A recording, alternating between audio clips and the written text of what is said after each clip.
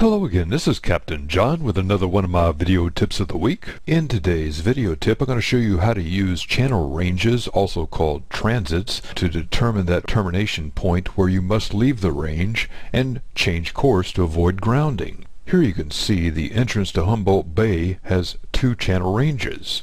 Let's take a closer look at how the cartographers have plotted the range line or transit line onto the chart.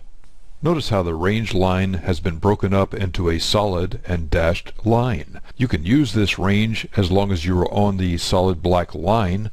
Once you reach the dashed line, you must change course to avoid dangers ahead.